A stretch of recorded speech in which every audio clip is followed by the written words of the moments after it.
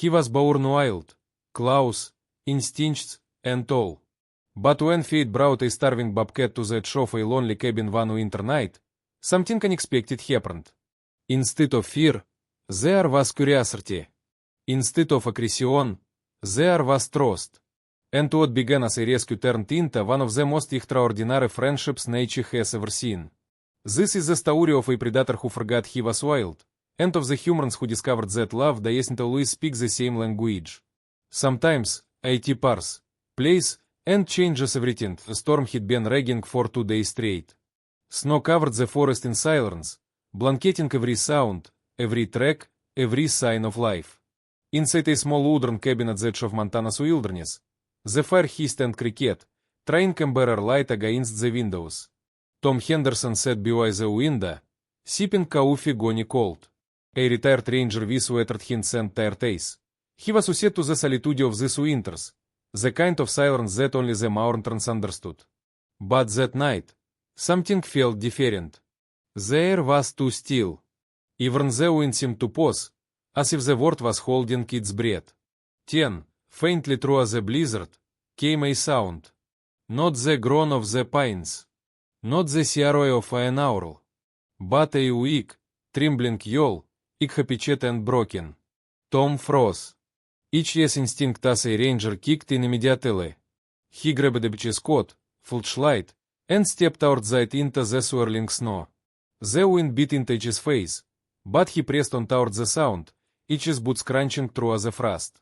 Near the edge of the woods, something moved, a small shape half buried in snow. He knelt, brushing through the icy powder. What he saw made him blink twice in disbelief. It was a bobcat kitten. Thin, sagged, and shivering so hard its little body rattled. Its fur was matted with ice, its paws raw from cold. It tried to hiss, but no sound came, just a weak exhale that misted in the frozen air. "He there, little guy," Tom whispered. "You picked the wrong night to be brave." He knew the laws of nature well enough. You don't interfere with the wild unless it's a matter of mercy. And this was mercy. He gently scooped the kitten into his jacket, wrapping it in warmth. It didn't fight. It didn't claw. It just pressed its face against his chest and went still, like it understood. Back in the cabin, Tom set it near the fireplace, wrapped it in an old flannel towel, and waited. Minutes passed. 10, a small movement, a paw to each. Another breath. The kittens floated, golden, bright, but confused. Tom smiled faintly. "You're a fighter, hire. All right, 10. Let's see what you got."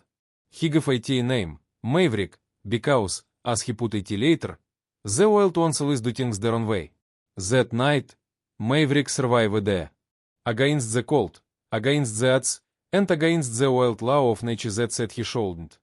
Outside, the snow kept falling. But inside, something warmer had begun to melt, not just the ice on the kitten's fur, but the ice around an old man's heart. Tom didn't know it yet. But that tiny, broken creature would soon remind him of something he'd forgotten long ago. How to care, how to live, and how to love again. The storm passed by morning, leaving behind a world reborn in white. The mountains glistened like glass, trees bowed under the weight of snow, and a golden sun risi spilled across the horizon, the kind that made even the cold look gentle. Inside the cabin, the fire was still burning, and the little bobcat, Maverick, lay curled in front of it, wrapped in an old wool blanket that looked far too big for him. Each fur, once frozen stiff, now shone with a faint reddish glow, and each breathing had steadied into small, soft pars. Tom watched quietly, coffee mug in hand, a smile tugging at the corner of each lips. "Guess you made a tea, kid," he muttered. "Didn't expect to be a babysitter at a moyage." But Maverick had other plans. By afternoon, the kitten was awake, hungry, curious, and surprisingly bold for a creature that had nearly frozen to death. Tom set down a small bowl of milk, and before he could blink, Maverick was nosy deep in a tea, each little tail twitching like a metronome. 10, with no warning, he sneezed, sending milk droplets flying everywhere. Tom lived for the first time in UX. Well, you've got spirit, I give you that. From that day on, the cabin stopped feeling empty. Maverick followed Tom everywhere, clumsy, wild, and impossibly mischievous. I chase Saxer across the woodland flower, pounds on Tom's sure seas, and tear to climb curtains like they were trees. One morning, Tom woke to find the kitten perched proudly on the kitchen counter, each day's hit stock in a cereal box. Congratulations, Maverick, Tom said, chuckling. You've conquered breakfast. But it isn't all mischief. In quieter moments, Maverick would carol beside Tom's chair as he read by the fire, purring so swiftly, a sound that should belong to a wild animal, yet somehow did. There was something almost human in each day's behavior, playful, affectionate, even gentle. Sometimes, Tom would catch himself forgetting what Maverick truly was. Not a pet. Not even a tamed creature. A bobcat, a predator of the wild, born to hunt and roam free. And yet, when Maverick looked up at him with those embarrassed, something in term set otherwise. He didn't want to live. He didn't remember the wilderness. He only remembered warmth, safety, and Tom. We externed into months. Maverick grew stronger, taller, faster, and undeniably majestic. Each day's caught ticking into a beautiful golden brown pattern, each day's movements graceful but still tinged with that goofy, kitten energy.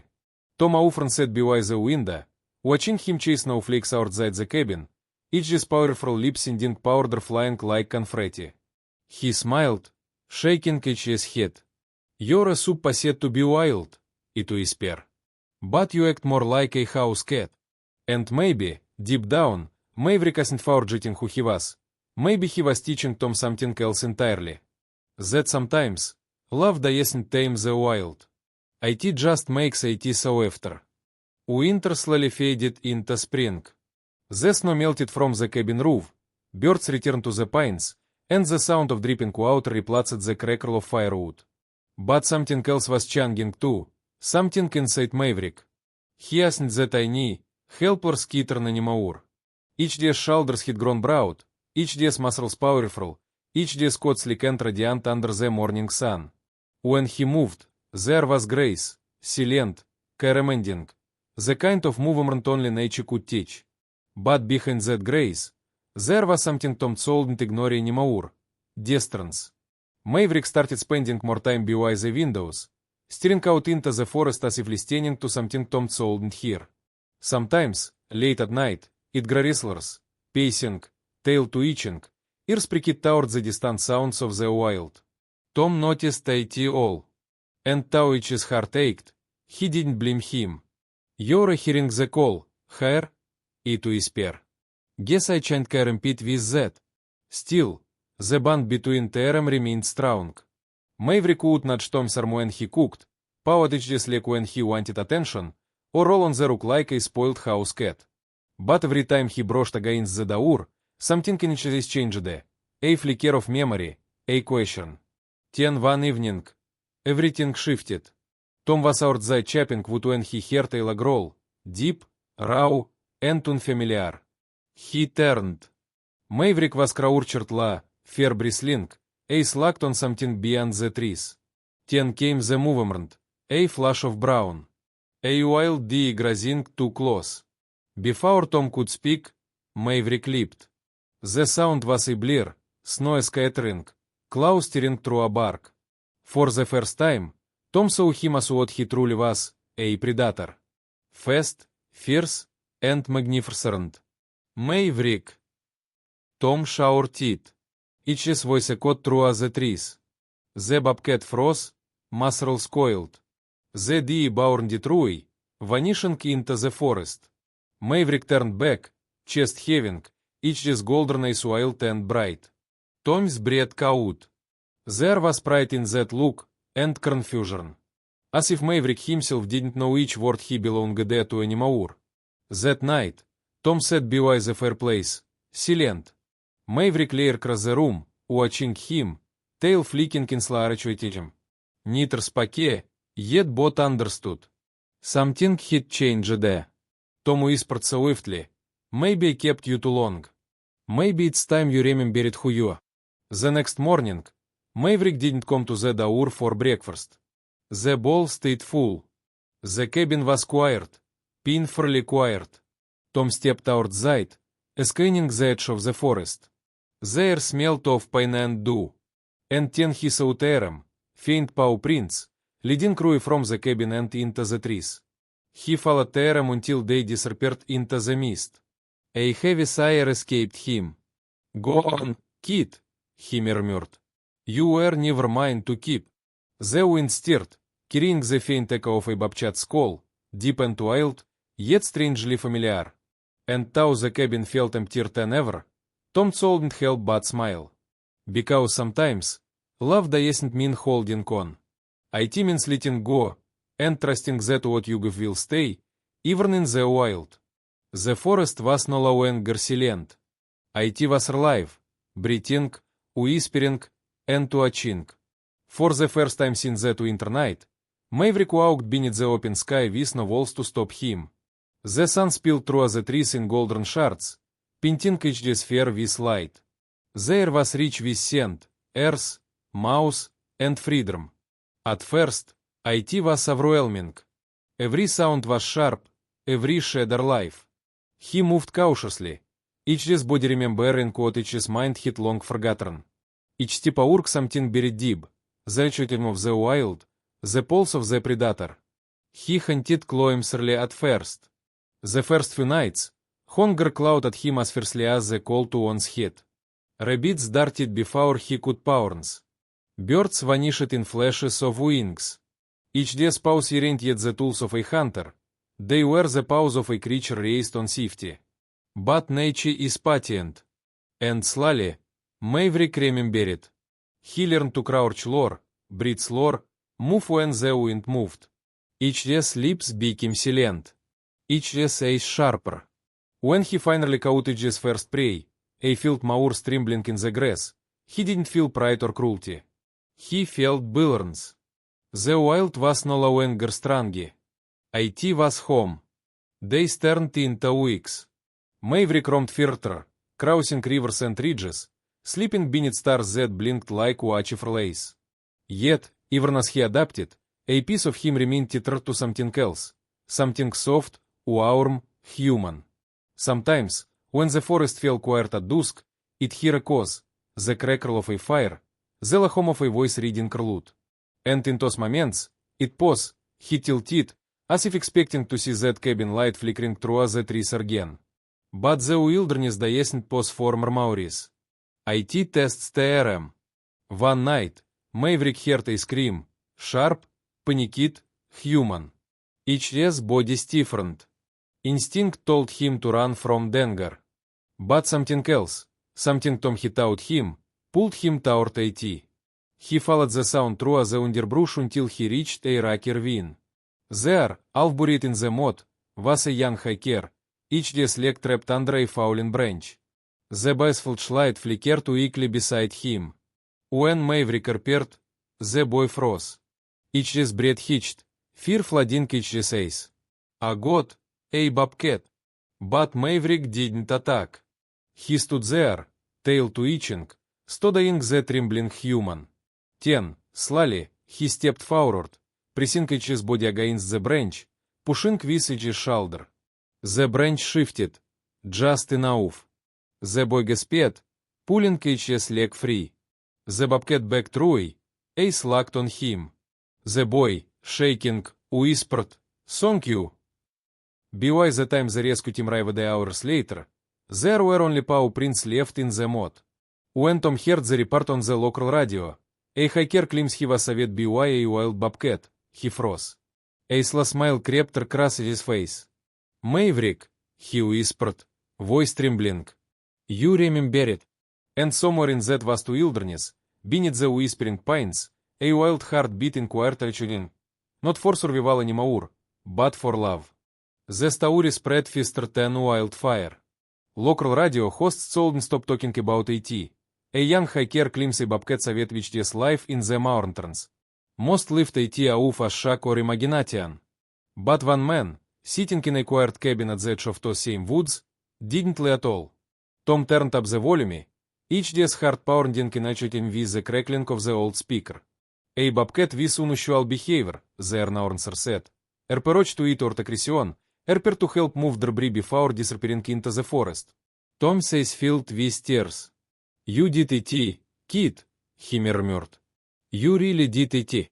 He knew that behavior anywhere. It wasn't instinct, it was compulsion. Maverick had remembered not what he was taught, but what he was shown, empty. Over the next few weeks, wildlife rangers started tracking reports of an unusually bobcat spotted near hiking trails. One that didn't run from humans, one that seemed curious. Some tried to dart him for research. None succeeded. He was too smart, too fast, too free. But then one afternoon, as spring sunlight turned the panes gold, Ranger Kelly from the local rescue team knocked on Tom's cabin door. Emmer Henderson, she asked, smiling. You might want to see this. She handed him a wildlife camera photo, grainy, but clear enough. There, in perfect focus, stood a magnificent bobcat with familiar golden eyes, staring straight into the lens. Round each neck, faded and half tangled in fur, was something impossible, a scrap of worn red flannel. Tom's old towel. The one tripped Maverick in the night he rescued him. Tom's voice caught. Is still out there, he whispered. Ranger Kelly smiled swiftly. Is more than that. You've been calling him the guardian bobcat. Hikers say he's been following them through the trails, keeping which distance, but watching. Tom says glistened. That's my boy. Days later, Tom walked the same trail where Maverick had once vanished. The forest was alive again. Birds sang, rustling leaves, the home of spring.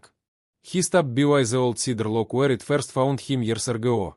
You remember this place, don't you? He said quietly. So do I. The wind shifted. The air carried a familiar scent, musk and pine. Tom turned slowly. There, between the trees, a shadow moved. Golden eyes met each teeth. For a heartbeat, time froze. Maverick stood tall, stronger than ever, each disc shining like fire beneath the sun. Tom didn't move. He didn't dare. But he smiled, white, proud, tearful. You made it, Maverick. The bobcat blinked once. Slant come. The same way he said to before curling up by the fireplace. Then he turned and peded away, vanishing into the forest's golden light. Tom exhaled shakily, each his chest tight but full.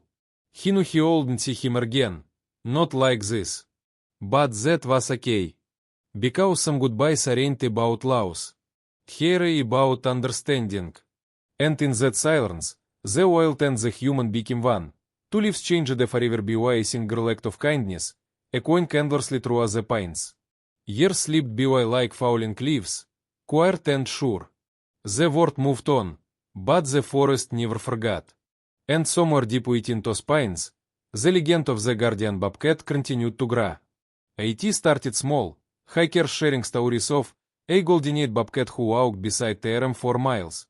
Then came photos, shaky phone footage, and finally, a short clip that went viral. A lone bobcat standing between a wounded deer and a pack of coyotes, hissing, defending, until the predators scattered into the night. That was the moment Maverick became a symbol. The world saw not a predator, but a protector. Documentaries followed. Wildlife experts debated each day's behavior. Some said it was impossible, others called it instinctive with a by compulsion. But Tom didn't care about debates or theories. Sitting in his cabin, now Aldrin's lore, he cared about one thing, that Maverick was still out there, still watching over his home. He often walked those same trails, leaving foot near the trees even though he knew Maverick didn't need it anymore. It wasn't about feeding him, it was about seeing. I still remember her. One afternoon, as Tom returned from the woods, he found a letter waiting at his door. It was from the Wildlife Conservativeness Society. They were dedicating a documentary to the guardian bobcat, the animal that bridged the two worlds. They wanted to feature Tom, the man who first met him. He lived so swiftly, shaking his head. Guess you really made a name for yourself, Hire, Kit. When filming began, Tom said by the old fireplace, each day was steady but full of murmurs. He hasn't just a bobcat, he said. He was a reminder that kindness doesn't have species. You give it once, it a cause forever. The documentary aired months later. Millions watched in awe as the story unfolded, from the blizzard rescue to the miraculous hiker incident. The final shot Maverick standing on a ridge at sunset. Wind brushing HB sphere as the narrator said. In a word divided by fear, one wild heart chose love instead. Tom watched that scene from HD's cabin. Tears streamed down his face. But he was smiling. You taught them, Maverick, he whispered. You taught them all. Years later, a small wooden sign appeared at the edge of the forest, carved by locals and hikers who loved the story. It read. The Guardian Trial, dedicated to the bobcat who reminded us what it means to care. Tom would visit often, sitting on the same bench near the cedar log, watching the trees sway. Sometimes, it catch a flicker of movement in the distance, a flash of gold, a shadow that paused just long enough to make him wonder. It smiled so swiftly, whispering to the wind, still keeping an eye on me, Hire. And maybe, just maybe, somewhere between the whisper of pine needles and the hum of life, Maverick was. Because legends never really live, they just change shape, living on in the stories we tell, the kindness we pass, and the love we dare to show the wild. The forest hit again with him. The same tall pines that once roared with winter storms and now stood calmer, their branches whispering stories to the wind. And beneath them, Tom Henderson walked slow these days, each step slight, each breath steady, each is still bright with that same curiosity that had once led him to a frozen kitten in the snow. The years had softened him, but they hadn't dimmed each day's fire. Every week, he made each day's quiet pilgrimage to the Guardian Trial, the pet named after Maverick. It was each day's ritual, a promise he never stopped keeping. On that particular morning, spring sunlight poured through the trees like golden silk. The air smelled of pine, wildflowers, and distant rain. Tom sat on each day's usual bench, each day's old ranger's head resting beside him. The sign nearby, engraved and lettered, read. In honor of Maverick, the wild heart that chose life. He smiled, tracing the letters with his hand. You're still famous, kid, he whispered. Bet you didn't see that coming. For a while, he simply listened. The wind rustling, birds calling, the heartbeat of the forest steady and alive. He closed his eyes, and for a moment, it almost felt like the past was still near. He could still hear the patter of tiny paws on wood flowers. The soft purrs by the fire. The laughter that used to fill the cabin. Then, a sound. Faint. Familiar. A rustle among the ferns. Zella, steady archwating of steps on damp earth. Tom opened each day's eyes. At first, he saw nothing, just sunlight flickering through the branches. Then, the shadows parted. And there he was. A bobcat stood at the edge of the clearing, each day's fair glistening gold under the morning light. Each day's eyes, to same deep ember race, met Tom's, comment knowing. He was older now, broader, each day's face marked by time and wilderness. But there was no mistaking him. Tom's breath caught. Maverick, he whispered, each's voice breaking. The bobcat took a few steps forward, tail flicking once. Then he stopped, sitting tall, gaze steady and peaceful. For a long moment, they simply looked at each other, two souls born by a story that defeat every rule of nature. Tom smiled through tears. You came back, Hire. Guess you never really left. Maverick blinked slowly.